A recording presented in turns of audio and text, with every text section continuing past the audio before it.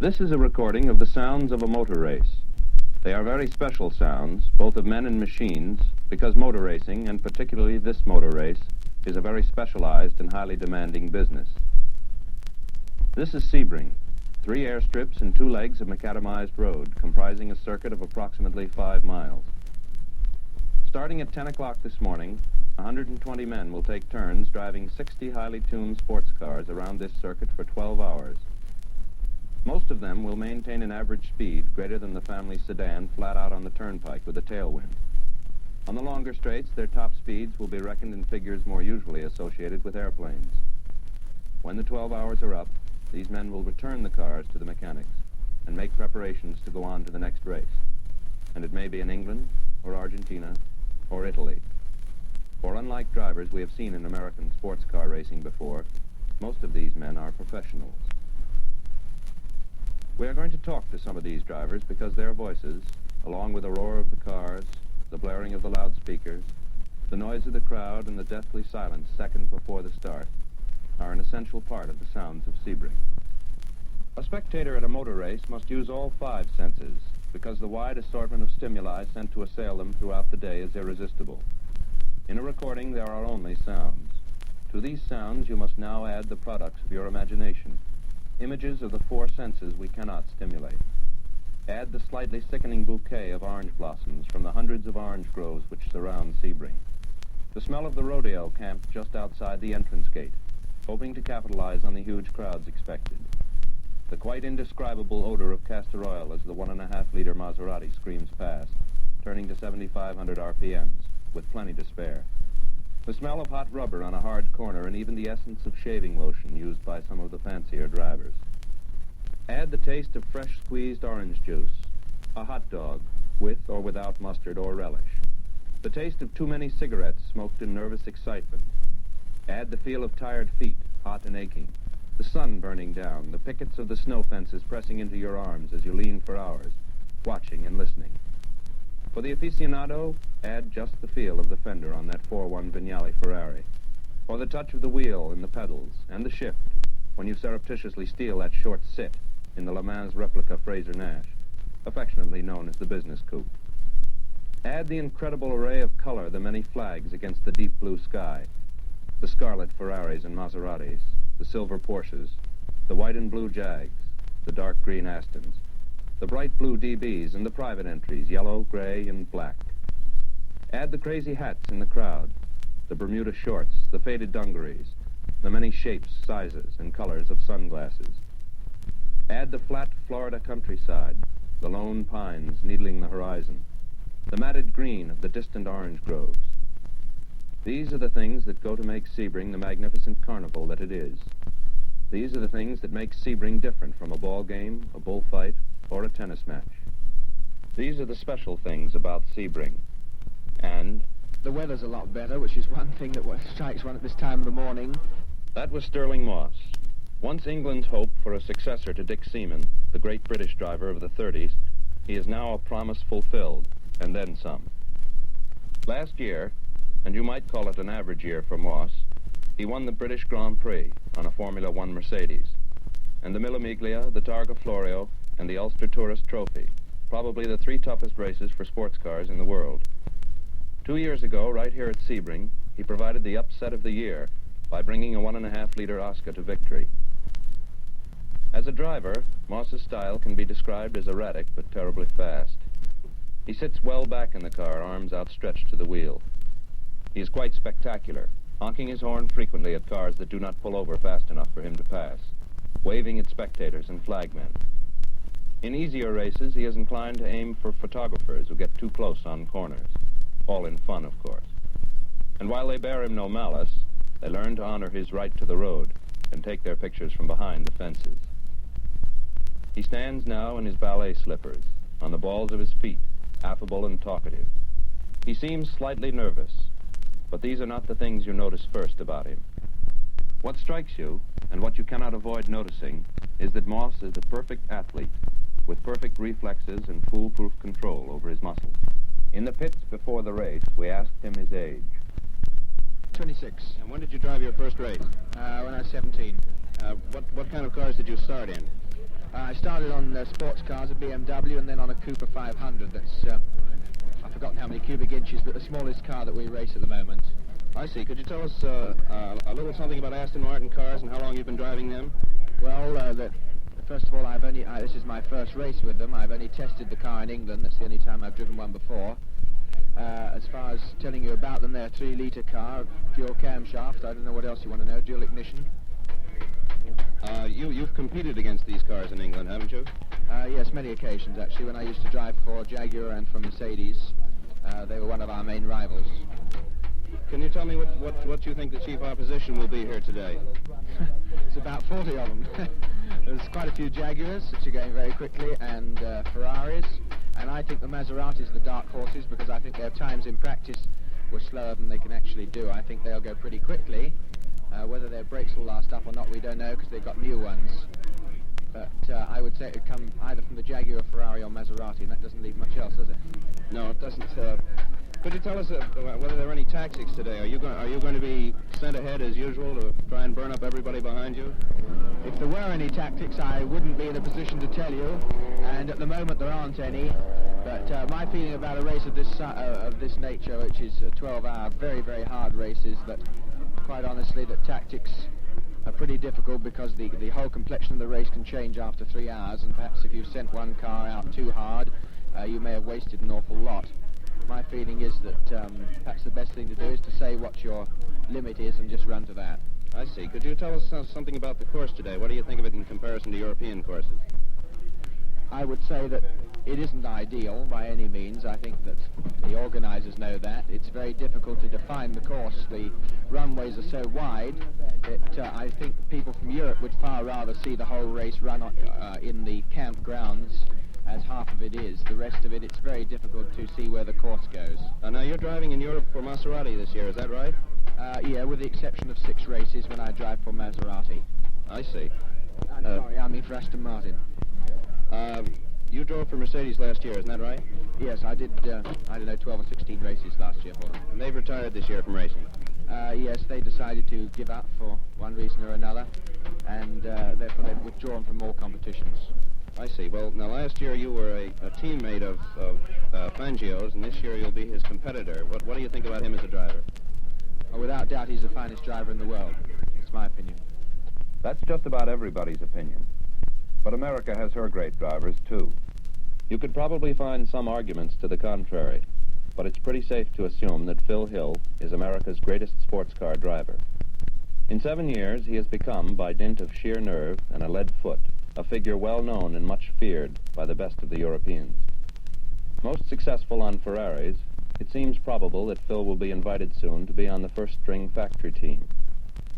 In the driver's seat, he reminds one most of the style of the 20s and 30s, sitting bolt upright and very close to the wheel, seeming to push the car down the straights and hurl it around the corners, arms pumping up and down like pistons. Could you tell us how old you are? 28. Where do you come from? Santa Monica, California. How long have you been driving? Oh, this is about 1949, I guess. Are you considered a professional driver now, or is your status still amateur? I'm still amateur in this country. I see. Well, could you tell us anything about the prize money today? Do the amateurs get any of it? Not at all. I don't know how they've arranged for that, but what will happen if a non-professional wins? Who will the prize money go to then? I suppose we have to donate it to a charity or something like that, I suppose. I see. Could you tell us a little bit about the car you're driving today? Well, it's one of the 3.5-liter Monza Ferraris, similar to the factory cars. And we've had quite a bit of trouble with it, though. One of the valves has fallen in the combustion chamber twice now. It has finished the car up a few minutes ago. Could you give us any performance factors on the car? Top speed, 0 to 60, and so forth? It should do 0 to 60 in about 4 seconds, I suppose. How about top speed? Top speed around 155. Who do you think is going to be your major competition here today? I think the Jaguars.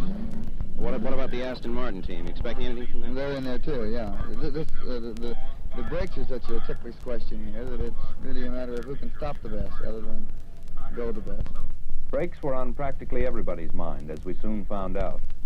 We were directed to a station wagon behind the Maserati team pits and told we would find Jean Berrat, the great French ace, there. He was sitting absolutely still in the back seat, looking swarthy and handsome in his light blue coveralls. Bera is best known for his incredible feats on the outclassed Gordini cars and has provided many exciting moments at Le Mans and many other events. In Mexico in 1952, he ran the first 3 legs in his Gordini at such an unbelievable rate of speed that the other entries, Ferrari, Mercedes, Maserati, all saw their chances of victory slipping away from them. Unfortunately, he ran out of road on one of the twisty mountainous sections of the race, demolishing the car and almost himself. Behind the wheel, he is quite relaxed, almost nonchalant. Yet the car whips and sways as though a madman were driving. Carlos Menditigue, a relative newcomer to international racing, interpreted for us. In Argentina, he is second only to the great Fangio. An extremely pleasant man with a receding hairline and a natty mustache, he was busy lacing on straw sandals, probably woven by an Indian in Argentina who has never seen a car. Could you ask Mr. Barra how old he is? ¿Cuántos años tenés? How many years? ¿Cuántos años tienes? 34 years old. How long has he been racing? Combien de temps ça fait que tu fais les courses? En voiture, ça fait 4 ans, mais j'ai couru avant en moto, 7 ans en moto.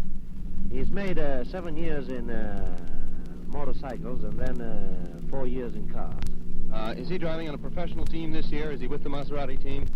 He's on the Maserati team with Moss, Bera, myself, Menditeghi, and Perdisa, an Italian fellow.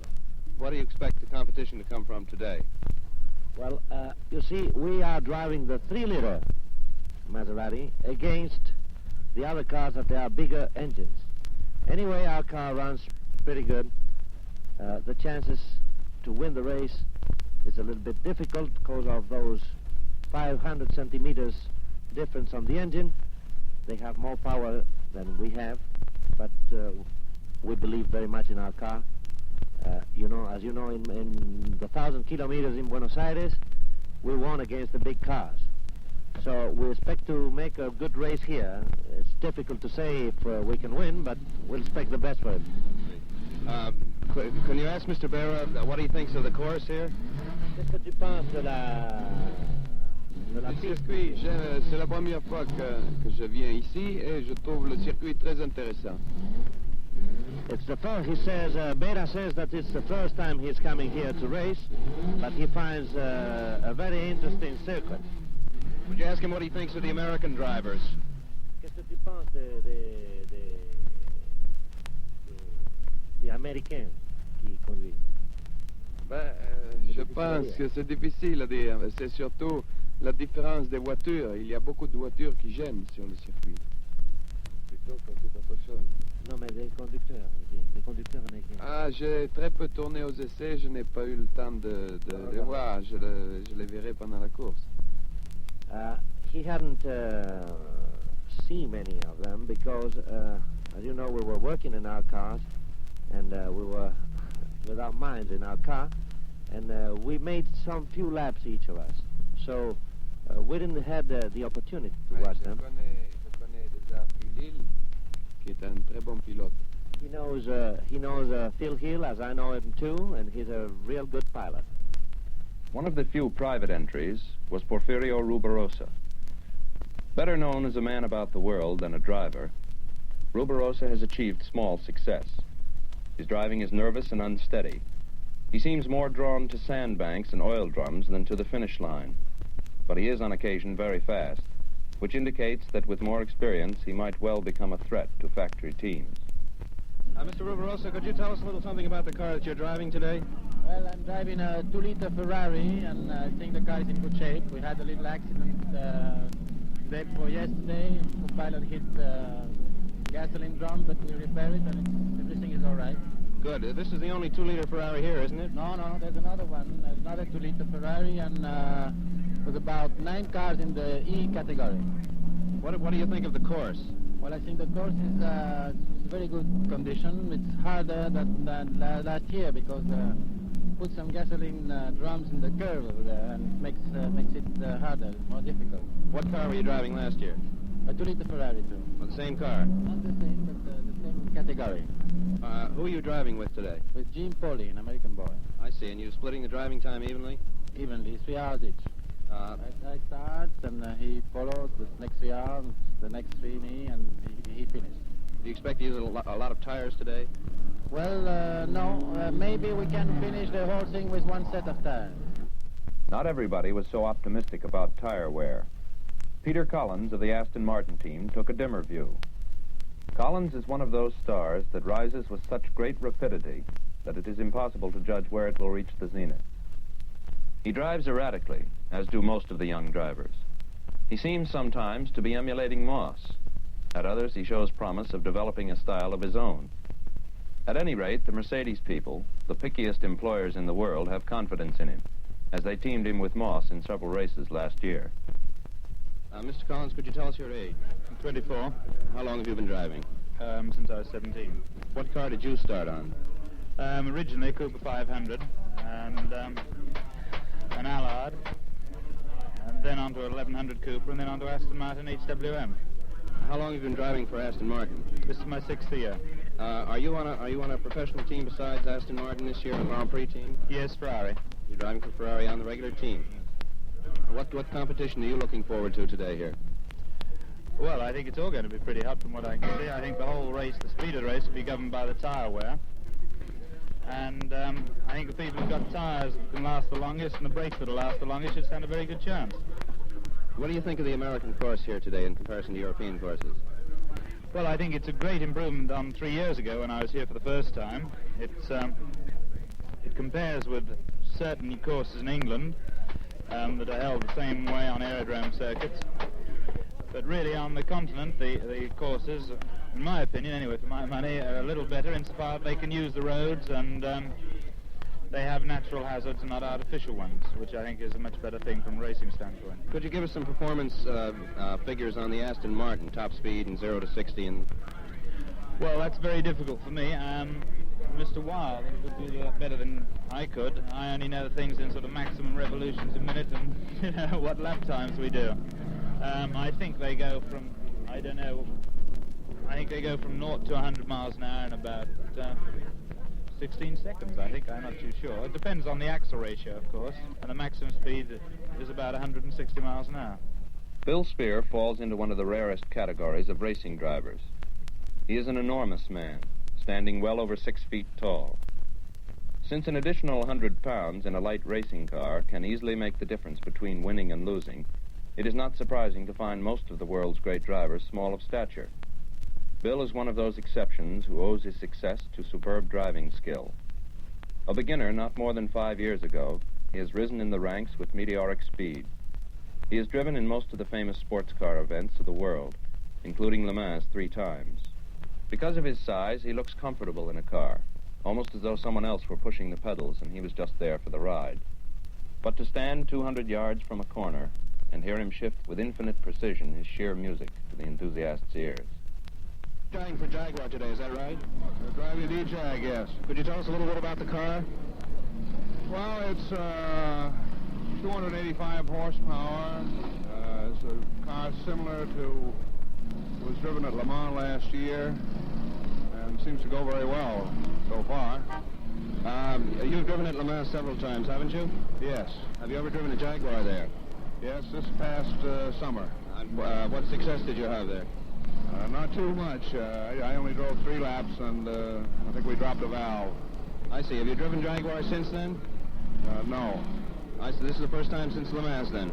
That's right, yes. Who are you sharing the wheel with today? Sherwood Johnston. Could you tell us a little something about the course? What do you think of this course in comparison to Le Mans or other courses you've driven?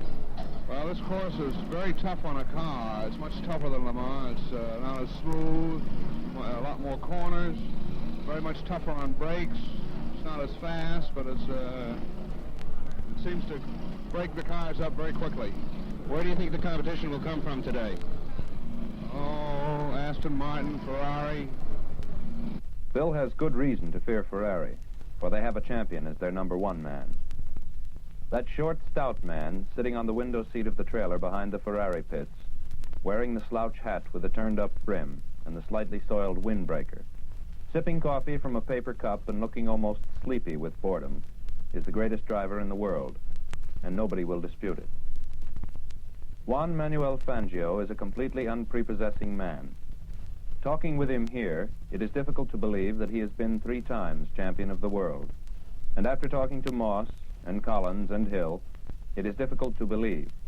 But it is quite likely that he will be the world's champion more than once again. For until the young geniuses of the wheel settle down to the steady plodding that makes for really great driving, Fangio will have no challengers. His career began on hopped-up Chevys 26 years ago in his native Argentina. Graduating to European cars after the war, Fangio served an apprenticeship on the 4 CTL Maseratis, brought out the best to the fantastic 158 Alfa Romeos, and came finally to the mecca of all professionals, driving for Mercedes in 1955 and winning the world's championship in them. The highest-paid professional athlete of the year, he will drive for Ferrari this year and will undoubtedly sweep the field. During the race, Fangio is barely noticeable, so smooth and relaxed is his driving. He is very easy on tires and brakes, and if he loses a race, it can be laid to only 2 reasons. Either he is smart enough to know an off day when he sees it, or the car gives out. Could you tell us how old you are? ¿Qué le puede decir de qué edad tiene? 44 años. 44 years old. And how long have you been driving? ¿Cuánto tiempo que corre? Oh, tenía 18 años cuando corrí la primera vez. He started to race when he was 18 years old. That was in Argentina, wasn't it? ¿Dónde? ¿En Argentina? Sí, en Argentina. Yes, in Buenos Aires. Yes, Argentina. Mr. Fangio, I understand that you've been world's champion racing driver. How many times was that? Dice, aquí se entiende que usted es campeón del mundo. ¿Cuántos años? 3 años. 3 years, champion of the world. 3 years. Now, this year you're driving for the Ferrari team, is that right? For la Casa Ferrari. What competition do you expect here today? ¿Qué es la idea del competidor más fuerte que tiene acá hoy? Y son todos fuertes aquí. ¿Sí? Sí, yo pienso que la Jaguar será un hueso duro, lo mismo que la Maserati, que la Aston Martin, todos en realidad. Es difícil poder patrocinar quién puede ganar. He feels that everybody has a very strong team, especially Jaguar, Aston Martin, and Maserati.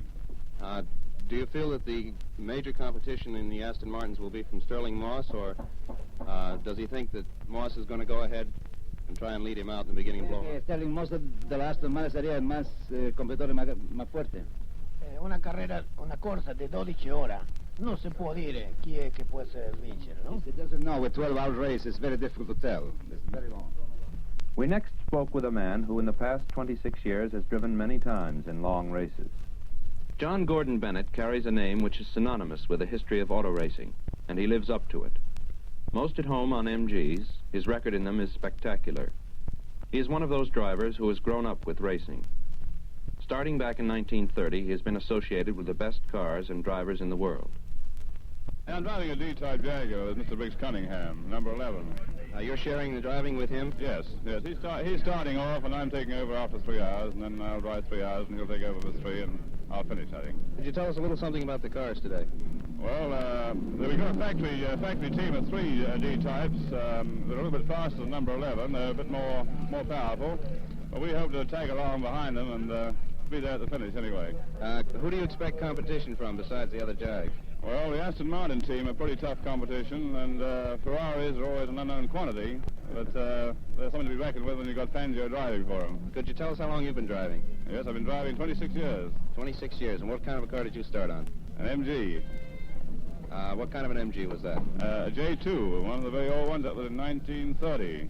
Who else is driving in the Cunningham team today? Well, we have Mike Hawthorne, who won Le Mans last year, and Tidrington, who's a very fine Irish driver. And then we have Duncan Hamilton, who's the old stager, and Ivor Boob, who co-drove with Hawthorne at Le Mans. He's really a terrific young fellow. And then we have the 2 Americans, Sherwood Johnson and Bill Spear. Could you tell us what you think of the course today? Well, it's a very hard course in the car. It's really tough. I think it's much tougher than Le Mans, for instance. Although we only do 12 hours here, I think it's far harder on the car than 24 hours at Le Mans. It seems silly to review the career of Reg Parnell. He has driven and enjoyed success on just about every car of reputation for the last 22 years. The 500cc Formula 3 cars are the only ones in which he has not had much experience. And this is probably because he is a portly gentleman who would not easily fit into one of these midgets. He looks less like the driver of a racing car than anyone at Sebring. Balding, pleasant-looking, And a man of a naturally kind disposition, he would look much more at home as a proprietor of a corner pub or a conductor on the underground. His driving is completely unspectacular and effortless. Mr. Parnell, how long have you been driving cars? 22 years, And how many times during those years have you driven for Aston Martin? 7 years.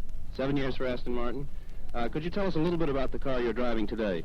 Well, it's a team of 3 cars. They're all the same. They're 2.9 litres, independently sprung all round. Disc brakes, and I think that's about as much as the public would like to know. Fine. Could you tell us a little bit about the other drivers on the team with you? What do you think the tactics will be today? Well, of course, we have Sterling Moss, Peter Collins, 2 very good drivers, so I think we'll make the running. We also have Carol Shelby and Roy Salvadori, 2 very good drivers, and then there's Tony Brooks and myself. What do you think of the course here today? Exceptionally good, but very hard on the motor cars. In what respect? Do you mean on the engines or tires or what? Tyres and brakes, I think, are the things that will suffer most on this course. How many tire stops do you think you'll have to make? As little as possible. That will depend on the driver. Absolutely. Could you tell us who you expect competition from here today? Everybody. Everybody.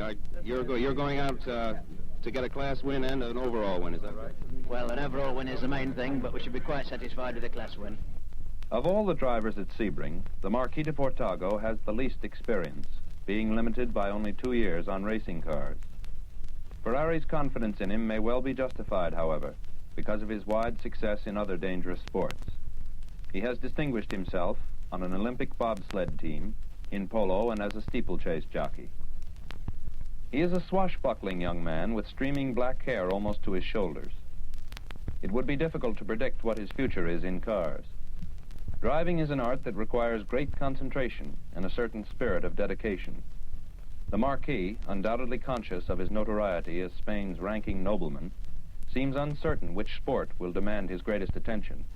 And since he is a connoisseur of all the arts of good living as well, it is problematical whether he will ever achieve the fame his very obvious talent might lead him to. Could you tell us how old you are? I'm 27. How is it that you're driving for Ferrari? Well, we don't have any cars in Spain that could possibly compete against the Italian cars. And in my opinion, Ferrari is the best car. How about Pegaso? Well, Pegaso is a very nice touring car, but I wouldn't say it was a competition car. Do you know anything about Pegaso's plan to go into competition racing? No, I'm afraid I don't. I see. And you're driving one of the 3.5-liter Ferraris today? That's correct. Who do you think the competition will come from?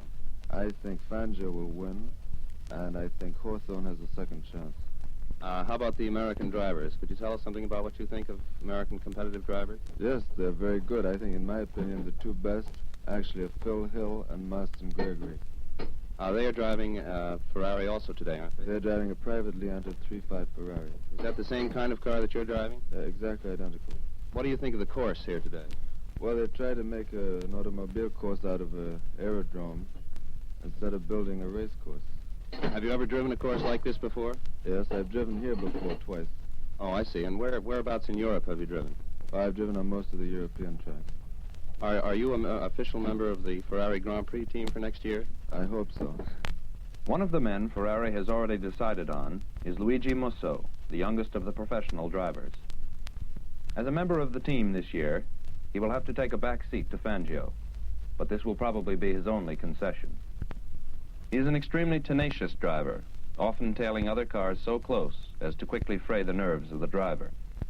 His style is also undeveloped, though he undoubtedly seeks to relive the career of his immortal countryman, Tazio Nuvolari, the most unsteady but successful driver who ever lived. But Musso is much too regular and consistent a driver to be compared with Nuvolari, and since there will only be one Nuvolari, this is very much to his benefit. Now, Mr. Musso, could you tell us how old you are? Ci vuol dire la sua età, per favore. 32 anni. 32 years old. How long have you been driving? Quanto tempo che corre? È il sesto anno questo qui. The 6th year. Are you a professional driver? Professionale, sì. Yes. What team do you drive for? Che casa? Ferrari. Ferrari. Are you driving for the Grand Prix team this year, the factory team? Quest'anno corre per il Grand Prix anche. Sì, sì. Yeah, yes, for the Grand Prix too also.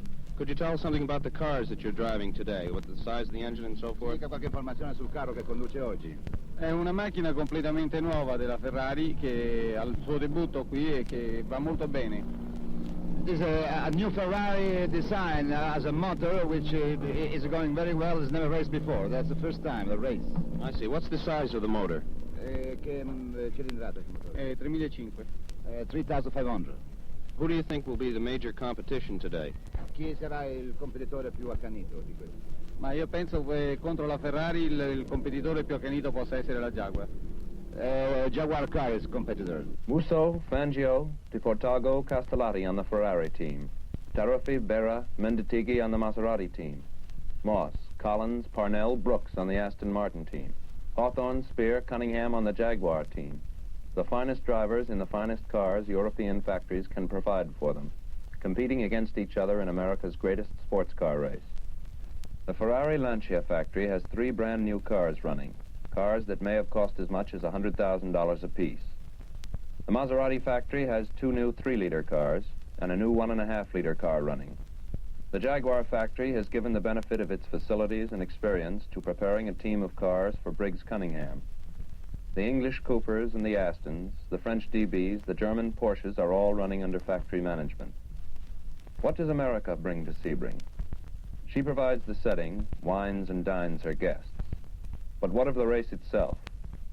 She unquestionably provides some highly skilled drivers. Phil Hill, Maston Gregory, John Fitch, Bill Spear, Sherwood Johnson, Jim Kimberly, among others, all compete successfully with the majority of the Europeans. But their successes have been, for the most part, on European cars. The exception, of course, is the well-known but unfortunately now defunct Cunningham car, which did extremely well in America and placed well in Europe. But this is all. Shortly before Sebring this year, there was a great deal of talk in sports car circles about a rumor that a General Motors prepared car had broken the lap record at Sebring. This was always subject to official confirmation, and in view of the Corvette's performance in practice, should be regarded with great doubt. We asked several drivers if they thought the Corvette team had a chance in the race. Collins was polite. Well, now, we don't know. They're an unknown quantity. We've never raced against them before. And we've heard all sorts of stories about how they've been going. I should think if they go well, we should have to watch out a lot, because I know their acceleration is very good. I came across one in practice the other day, and he steamed away from me like nobody's business out of a corner. Spear was straightforward. Now, do you think the Corvettes have any kind of a chance? Well, I would seriously doubt it. Ruberosa, non-committal. Well, I think it's a fast car, and I think maybe they are a little heavy for the small curves, you know, but they're fast enough. And De Portago, blunt. I don't think they have any chance. These, then, are the drivers of Sebring. These and others, such as Mike Hawthorne, the English master of Jaguars, who never rises until a few minutes before the race. Briggs Cunningham, who combines driving with mechanics, team managing, and pit organization. John Fitch, keeping industrious watch over his brood of Corvettes. They all stimulate the sixth sense found at Sebring, the sense of anticipation, of waiting for 10 o'clock. The cars are waiting, silent, the sun getting hotter overhead. A stray breeze rattles paper cups and napkins tossed on the ground, snaps the listless flags against their poles. Everyone waits now, waits for the flag to drop, signaling the start of the 1956 Sebring Grand Prix of Endurance, watching the clock on the starter stand.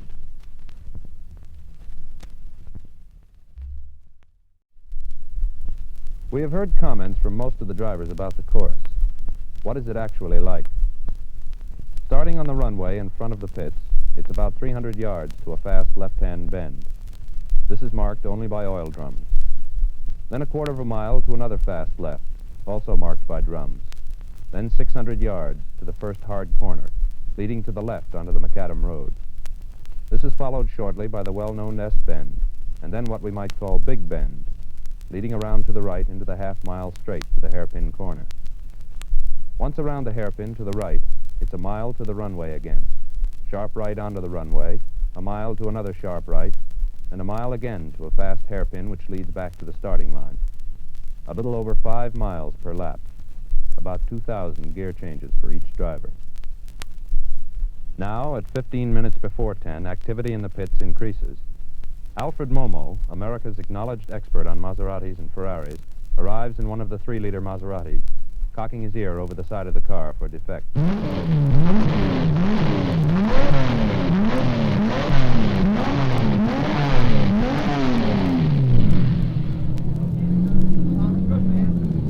A mechanic fires up one of the Ferraris.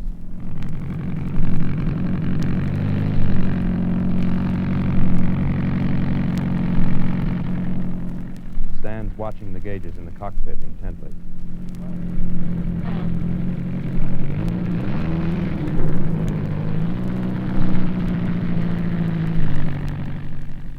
A moment later, he winds it high to clear the plug.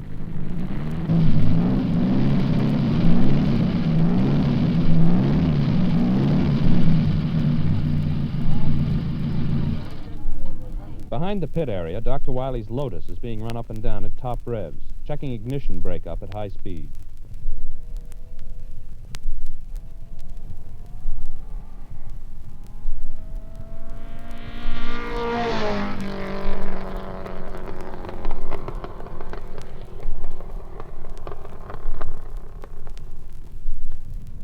With the wonderful little 1100cc Coventry Climax engine, this car is a major contender for the Index Prize.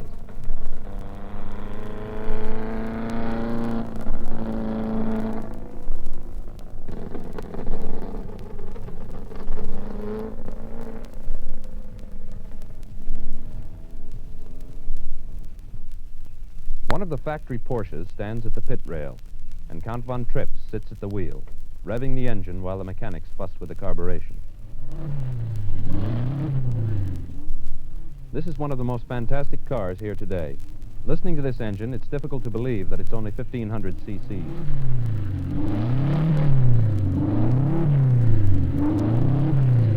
Alec Ullman, the man who has run Sebring in past years and who has made this year's wonderful lineup possible, is calling all the drivers to the starting line for his pre-start announcement.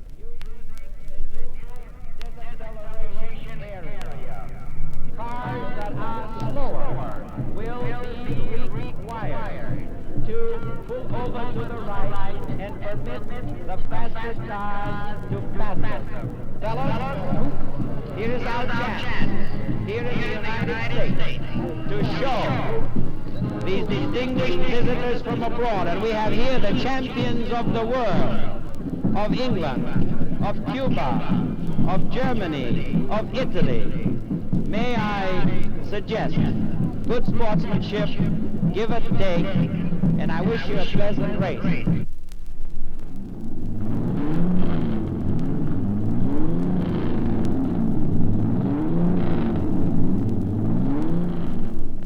It is 3 minutes to 10. Now all the cars are warming. On the more sensitive ones, hard plugs will be installed seconds before the flag drops.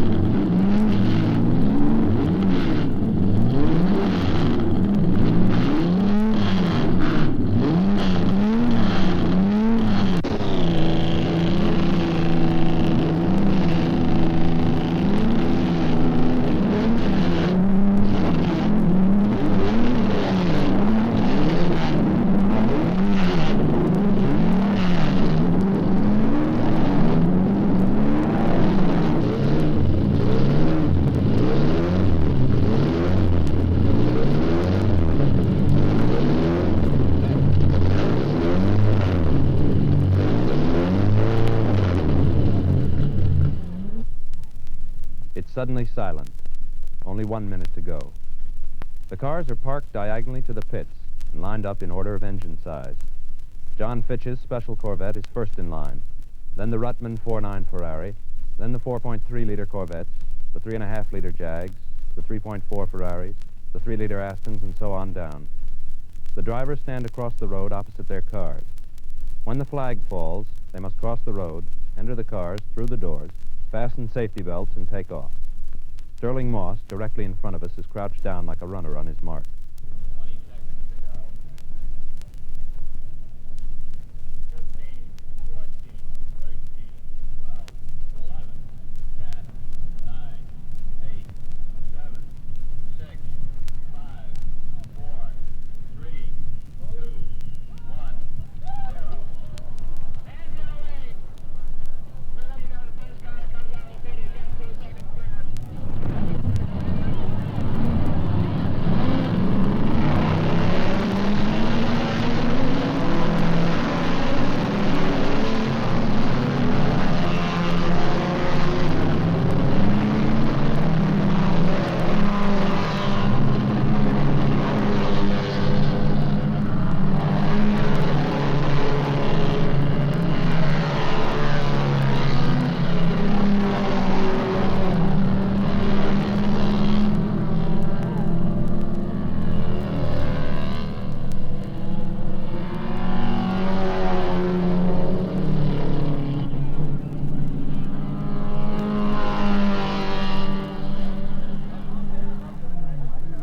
John Fitch's special 5-liter Corvette was the first car across the line, but he was passed almost immediately by Mike Hawthorne's fuel injection D-type Jaguar. It was amazing to see Hawthorne's car, which started in 8th place, pull out so quickly and pass Fitch within the first 300 yards. Sterling Moss was the first car out of line, although he started about 26 places back. Moss is an acknowledged expert at this sort of thing. The Le Mans start seemed to be his forte, and it's probable to assume that his car was the first out of line. Now, at the end of the first lap, after 5 miles of driving, already the men are being separated from the boys. Hawthorne is riding about 10 seconds ahead of Moss, who is about 6 seconds ahead of Fangio in the Ferrari. Carroll Shelby, on one of the other Aston Martins, is about 12 seconds behind Fangio. The rest of the cars are stretched out as far as the eye can see.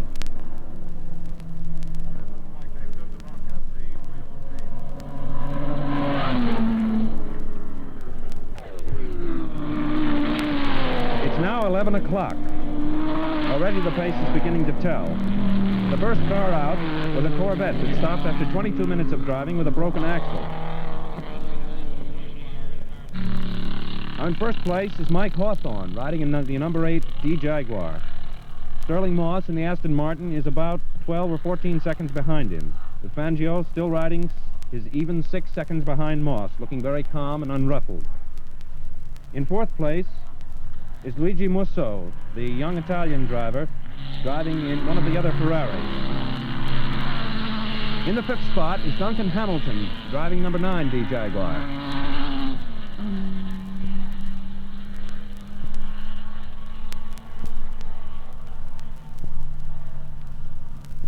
The leaders at this time is still Hawthorne in first place, but now Musso has moved up into second place. The Ferrari of Fangio dropped out for some reason or other. We're not sure whether it's out for good or not, but evidently he has made a pit stop, because the last time we got at him was something over 5 minutes. Sterling Moss's car has also slowed up someplace. We haven't seen him come around. So up into third place now, Jean Berra, the great French driver, driving one of the 3-liter Maseratis, has moved up into third place, and Bill Spear in one of the D-Jags into fourth. Duncan Hamilton is still riding in fifth place in one of the other D Jaguars, both factory-prepared cars.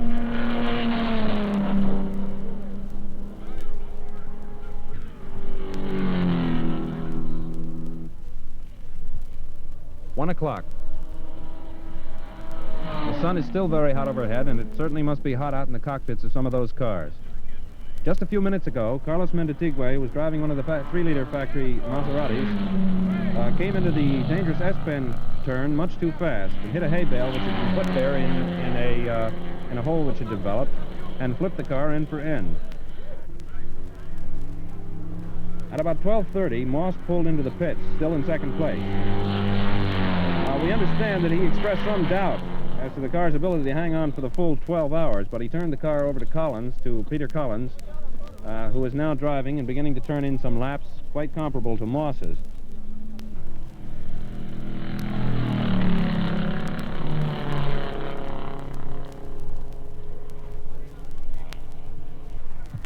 The leaders at this time are still Hawthorne in first place.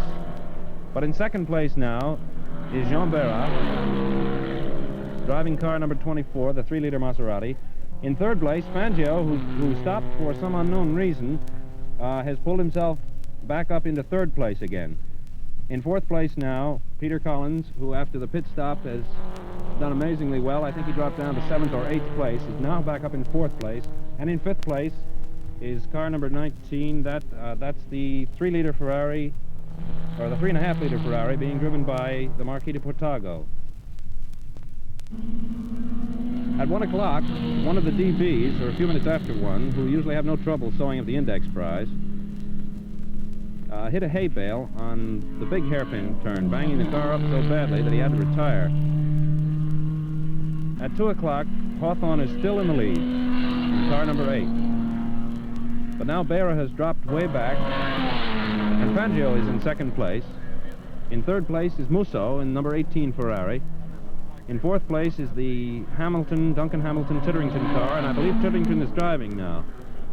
And in fifth place is number 19 Ferrari, being driven by the Marquis de Portago.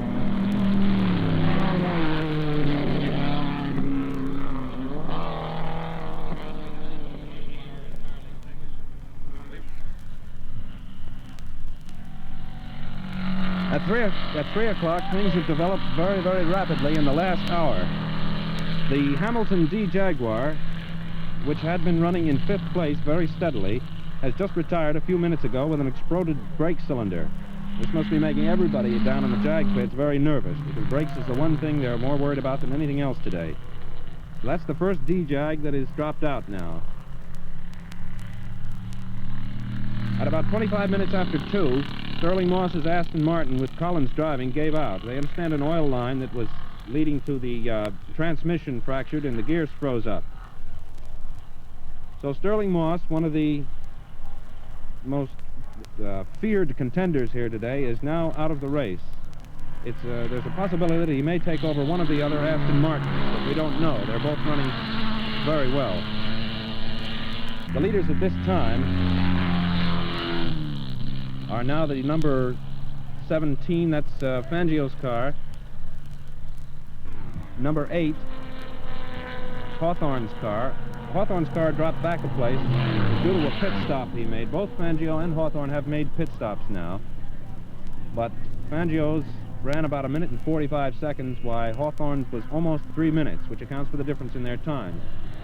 In third place, car number 18 is the 3.5-liter Ferrari, car being driven by Luigi Musso. In fourth place, car number 28, that's the Salvatore Shelby Aston Martin, now moved up into fourth place. And riding in fifth place for the third straight hour is the Portago Ferrari. So the Ferraris now, at the end of the fifth hour, have first, third, and fifth places.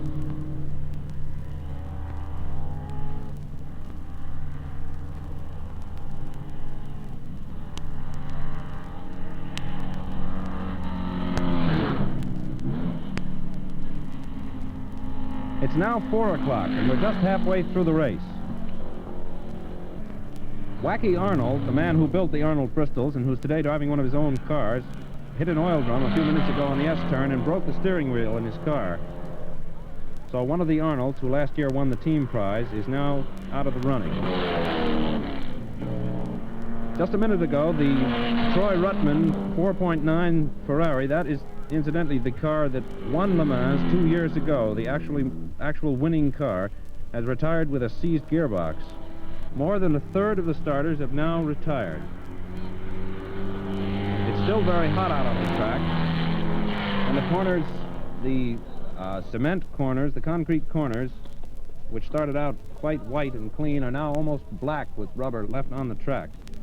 The overall leaders at this point are now Hawthorne, who has moved up again into first place due to a pit stop which Fangio made. Fangio is riding in second place. In third place is the number 18 Ferrari, that's the Musso Ferrari. I believe he's changed drivers now, but I'm not sure who his replacement is. In fourth place is the number 28 Aston Martin, which has now moved up into the running. That's the car driven by Reg Parnell, the Aston Martin. And in fifth place, as usual, car number 19. Excuse me, we have a change on that. In fifth place is car number 27. That is the other Aston Martin. So the two Aston Martins are now beginning to close in a bit, and it seems that this may be their policy, to hang back with the two slower cars and bring them up very slowly. Car number 27, I believe, is being driven now by Carroll Shelby.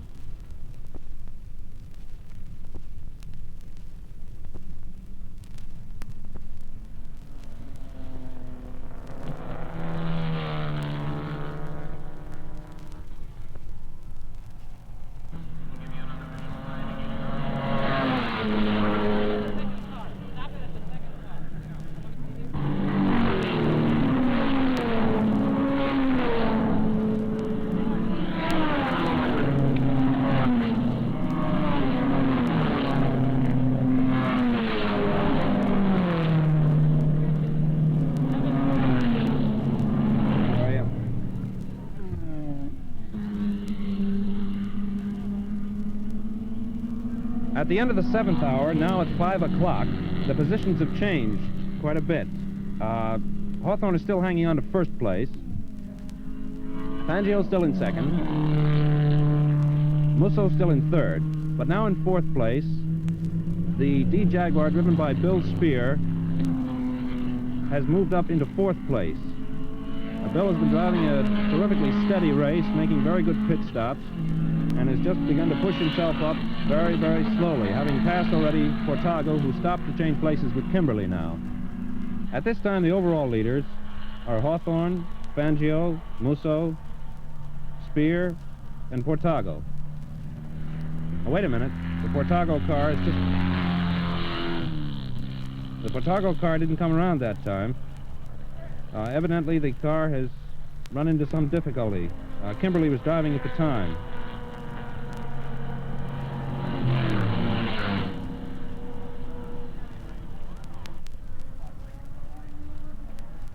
Now it's 6 o'clock.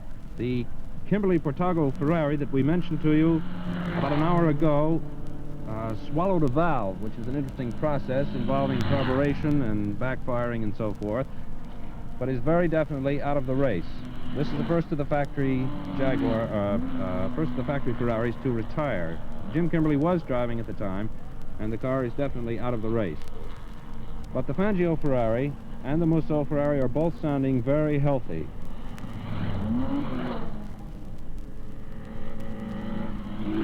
Bill Spear's factory Jaguar retired with a broken valve about 15 minutes ago. It had been riding in fourth place at the time, but that changes the lineup. At 6 o'clock, Fangio has now moved into first place, and Hawthorne has moved back into second place due to another pit stop they made for tires and gasoline. Musso is still riding in third place, but now the Tony Brooks, Reg Parnell, Aston Martin, car number 28, now driven by Tony Brooks, has moved up into fourth place, again having dropped out in the last hour. And car number 14, the Jaguar, driven by Bob Schweikert, has now moved up into fifth place. The car is being driven very steadily, but quite slowly. His laps are averaging around 3:44.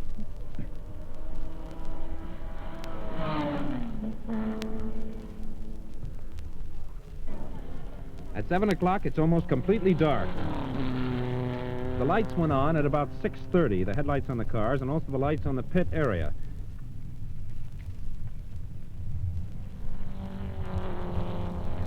The leaders at this time are still Fangio in first place, very, very closely followed by Hawthorne, they've been changing positions in the last hour quite frequently. In third position is Musso's car, now being driven by Harry Schell. In fourth position, the Parnell Brooks Aston Martin, one of the two Aston Martins left in the running, has come up into fourth position, and in fifth position, the Schweikert car still hanging on.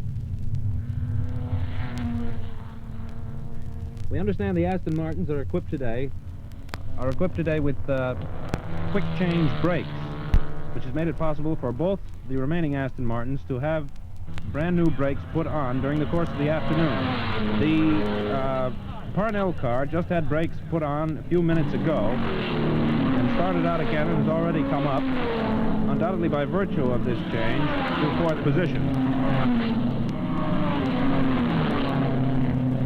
We understand that 25,754 people have paid the attendance fee here today, although there seem to be a great number more people than that.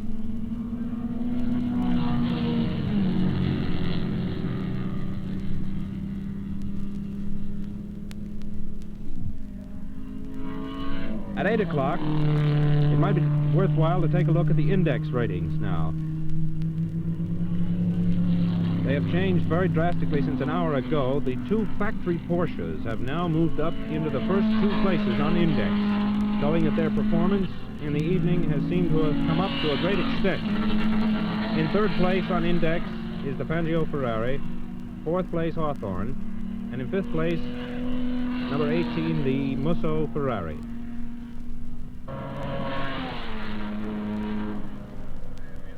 Now, just a minute ago, we have a report that the Tony Brooks Aston Martin, the one that he and Parnell were driving, has dropped out due to engine trouble. That's all the information we have on it, but the Aston Martin number 28 is definitely out, which moves the Bob Swigart D Jaguar up into fourth position. There is only one Aston Martin left now running out of the three teams, the three cars that started on the team. One of the factory Porsches has gone by here several times at top revs in what seems to be third gear, judging by his speed. Evidently, he has lost fourth gear completely, although he still seems to be maintaining his position. It's now 9 o'clock, and about a half an hour ago, the Hawthorne Jaguar came into the pits, evidently suffering very, very severely from brake trouble. Mike Hawthorne claimed that the brakes had locked up and backed up on him on one of the corners and were completely inoperable. The mechanics worked for about 15 minutes trying to replace the brakes, but evidently this was too much of a job for them, and they finally retired after about 15 minutes. By that time, of course, they had already lost 4 laps, and their chances of regaining on Fangio, who is turning in very excellent lap times, seemed very small indeed. So now the leaders are Fangio in first place. In second place now, the Musso car, and I believe Musso is back at the wheel now. In third place now, Bob Swigart in the D-Jag. In fourth place, the remaining Aston Martin, being driven by Roy Salvatore. And in fifth place now, Jean Berra, who has been hanging back all day waiting his opportunity, has finally pushed himself up into fifth in the 3-liter Maserati. The index ratings are the same as at 8 o'clock, with the exception of Hawthorne's car, which is now out, and now the little DB, the little 750cc French car, has moved up into fifth position on index. It's interesting to note now that the two Porsches which are leading in index are also in the 6th and 7th position behind the 5 leading cars. Their performance, particularly since sunset, has been really amazing.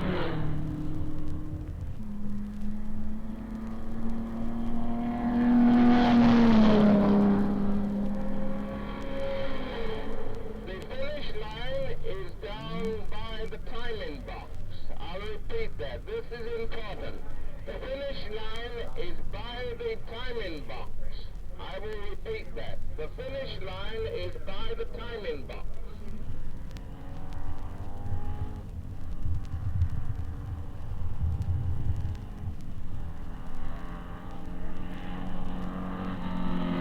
It's just a few seconds before 10 now, and we're expecting the start of the finishing flag to come down at any moment. Fangio has held his position right through to the end. Excuse me, it's Castellotti who is driving the car. Castellotti came in to turn the wheel over to Fangio, as is traditional, for him to finish up the race. And Fangio, in his true sportsmanlike fashion, said that he would just as soon Castellotti went on and finished the race. Castellotti is driving very leisurely, turning in laps now of about 3 minutes and 55 seconds. Slower than most of the remaining cars in the race. In the second position, and now coming across the finish line in second position, is the Musso Shell Ferrari, In third position, the car driven by Ensley and Bob Swikart, the D Jaguar, which has driven a very beautiful race, never extending himself and saving his brakes. In fourth position, the remaining Aston Martin, driven by Carroll Shelby and Roy Salvatore. And in fifth position, the 3-liter Maserati, driven by Berra and Taruffi. In sixth and seventh positions, as we mentioned an hour ago, are still the two factory Porsches. An amazing performance. In eighth position, the Cuban entry, the D Jaguar, driven by Menon Gonzalez. In ninth position, the Corvette, about which so much has been spoken and so much was expected. In 10th position, the Rubirosa Pauli Ferrari. That is the little 2-liter Mondial Ferrari, which has put in an amazing performance. In 11th position, the Styles Huntoon Austin Healey. And then in 12th, the Briggs Cunningham D Jaguar. In 13th position, one of the two remaining Arnold Bristol works cars, driven by Bellinger and Stewart. In 14th, the Porsche, evidently that is the one with only third gear. And in 15th position, the final running Corvette, driven by Crawford and Goldman.